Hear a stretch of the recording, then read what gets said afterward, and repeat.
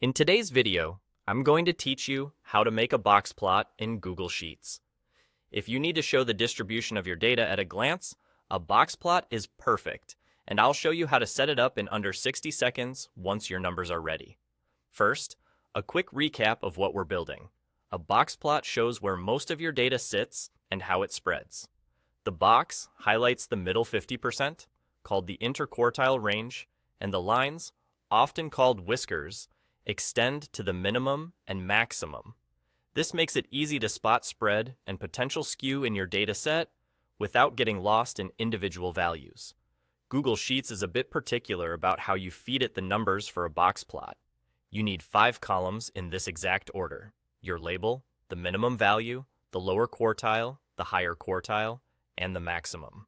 Put your category name or label in the first column, then enter the minimum of your data set for that label, followed by the lower quartile, also known as Q1, then the higher quartile, or Q3, and finally the maximum.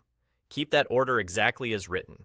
If these columns are out of order, or if any of those quartile values aren't correct, the chart simply won't build the way you expect. Make sure the numeric columns are true numbers, not text, and avoid blank cells in the middle of your range. Once your table is set, highlight all of it, including the labels and the 4 numeric columns. Go to Insert, then Chart. Google Sheets will suggest a chart, but we'll switch it. In the Chart Editor, open Chart Type, scroll down to the Other section, and choose Candlestick Chart. That's the trick. Google uses the candlestick format to display box plots. Behind the scenes, Sheets maps your minimum, Q1, Q3, and maximum into the candlesticks low, open, close, and high. The filled box you see represents the interquartile range from Q1 to Q3, and the lines above and below show the minimum and maximum. And there it is. You've got a clean, professional box plot. If something looks off, double-check that your columns are in the exact order, that your quartiles make sense, and that you've selected the whole table before inserting the chart. You can also add more rows to compare multiple categories side by side using the same 5-column structure.